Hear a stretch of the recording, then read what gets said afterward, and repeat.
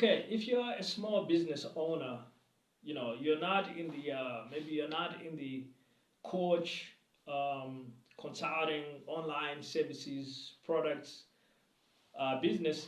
You run a traditional business that's a brick and mortar small business, and so you might be asking yourself, like, is social media marketing really useful for me? Can that really help a small business, a traditional small business?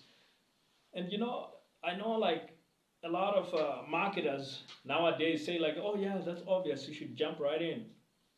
But if you'd asked me this question even just maybe 2 years ago, 3 years ago, you know, I might have said, like, well, it really does depend with some, you know, customizations.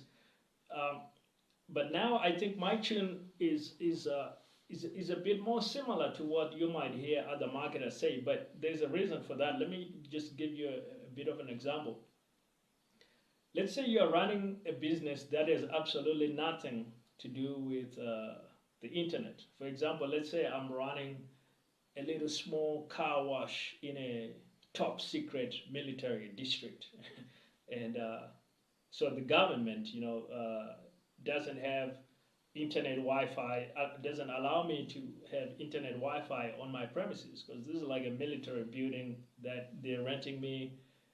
It's top secret. Nobody can get in except these special agents and things like that. And you know, I'm running a service where uh, I'm doing car wash for people in the area.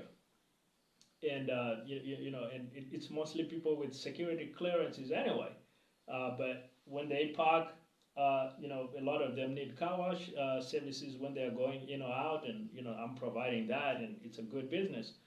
But I can't really, you know, I can't really accept orders on online or any of that, because I'm only serving this specific clientele in a very narrow geographic space. So you would think, okay, social media is not useful for that guy. Like, there's no way you're gonna get clients. But it might actually be useful, because a lot of these people, maybe when they're coming in, they're looking online to see, like, okay, what can I do in the area? If I need to get some food, where can I get it? If I need to get a haircut, if I need to get this. And so if at least my little car wash has a page on, you know, Facebook, Instagram, all these places, even if they cannot order the service online, but it gives us that brand awareness that when they come into the place, they're looking like, oh, where is Chen's car wash? I heard there was a guy doing a car wash down here. Where can I get this car wash?